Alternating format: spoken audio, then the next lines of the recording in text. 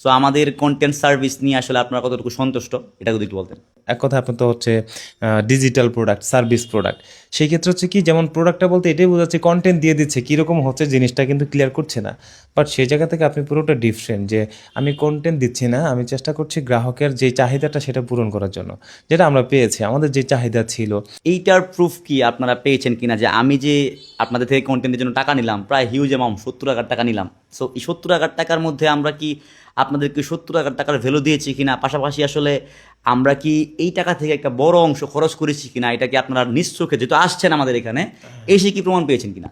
যেটা ওই যে আপনি আমাদেরকে বলেছিলেন ভাই, আমি কিন্তু এমন না যে আমাদের এই পুরো জিনিসটাকে আমার কাছে রেখে দিচ্ছি, আমি এখান থেকে আপনাদের এই মানবিক কাজে আরও সহযোগিতা করবো, আমি আরও আমাদের টিম থেকে এটা দিচ্ছি। এটা আমরা প্রমাণ পেয়েছি যে আপনি নিজস্বভাবে। আর একটা ভালো গুণ হচ্ছে আপনার, যে আপনি মানুষকে দিতে কখনো দ্বিধাবোধ করেন না, খুব ভালোভাবে দিতে পারেন, বাট আপনাদের টিম থেকে আর কি একটা তো এটা আমি নিজে প্রমাণ পেয়েছি। আলহামদুলিল্লাহ, ভালো কাজ করছেন। তো এরকম যদি ধরে রাখতে পারেন, আমি আশা রাখি ভালো কাজের ফল আল্লাহ তাআলা আপনাকে দেবে, আর কি দিয়ে কর না দেখ।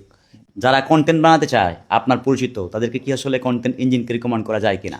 সো অবশ্যই যাদের কন্টেন্টের প্রয়োজন হয়, যারা কন্টেন্ট করতে চান, সেক্ষেত্রে আমি বলবো আপনি যদি ভালো মতো একটা জিনিসকে ফুটিয়ে নিয়ে একদম মানুষের মধ্যে দিতে চান, সেক্ষেত্রে কন্টেন্ট ইঞ্জিন বেস্ট একটা সলিউশন আপনাকে দেবে ইনশাআল্লাহ।